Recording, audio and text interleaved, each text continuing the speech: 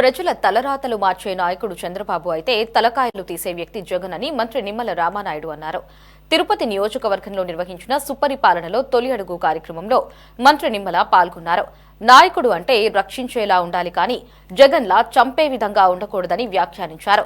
తలకాయలైనా మామిడికాయలు అయినా తొక్కించుకుంటూ పోతాను అంటున్నాడని, మానవత్వం లేని వ్యక్తి ఒక పార్టీని నడపడం విడ్డూరంగా ఉందని ఎద్దేవా చేశారు. పారిశ్రామికవేత్తలు రాష్ట్రానికి రావాలంటే భయపడుతున్నారని, మళ్లీ జగన్ రాడు అని భరోసా ఇవ్వమంటున్నారని నిమ్మల వివరించారు. తొలి అడుగు కార్యక్రమం మొన్న 2వ తేదీ జూలైలో ప్రారంభించినటువంటి పరిస్థితుల్లో ఆంధ్రప్రదేశ్ రాష్ట్రంలో ఏ నియోజకవర్గానికి వెళ్ళినా, ఏ పట్టణానికి వెళ్ళినా, ఏ గ్రామానికి వెళ్ళినా, ఏ గడప తొక్కినా కూడా ప్రజలందరూ కూడా చాలా బాగుంది పరిపాలన అని చెప్పి మరి ప్రజలందరూ కూడా మెచ్చుకుంటున్నటువంటి పరిస్థితి. దానికి వాళ్లే కారణాలు చెప్తూ ఉన్నారు. గత 5 సంవత్సరాల వైఎస్ఆర్సీపీ పాలన అంతా కూడా కక్షలు, కేసులు, వేధింపులతో జరిగినటువంటి పరిస్థితి. మాకు ఆనందం, సంతోషం వస్తే కనీసం నవ్వుకోవడానికి కూడా స్వేచ్ఛ లేనిటువంటి పరిస్థితి. బాధ, కష్టం వస్తే కనీసం కన్నీళ్లు పెట్టుకోవడానికి కూడా పర్మిషన్ తీసుకోవాల్సినటువంటి పరిస్థితి 5 సంవత్సరాలు.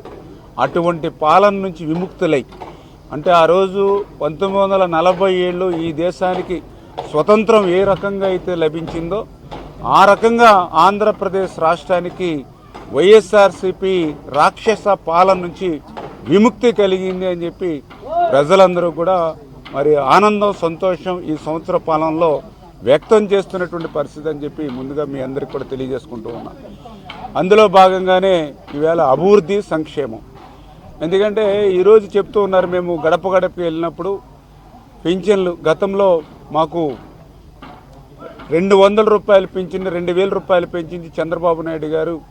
ఆ 2000ని 3000 రూపాయలు చేస్తారని ఆ 1000 రూపాయలు పెంచడానికి అతనికి 5 సంవత్సరాలు పట్టింది. కానీ చంద్రబాబు నాయుడు గారు మొదటి నెల మొదటి తేదీనే మొదటి సంవత్సరమే ఆయన మరి 4000 రూపాయలు, దివ్యాంగులకు అయితే 6000 రూపాయలు, మరి 10,000 15,000 రూపాయలు బెడ్ రెడ్ వాళ్ళకి ఇస్తూ ఉన్నారు. మాట ఇస్తే నిలుపుకున్నటువంటి ప్రభుత్వం అని. 5 సంవత్సరాల్లో ఒక్క టీచర్ పోస్టును ఆ రోజు డిఎస్సిలో పూర్తి చేయాల.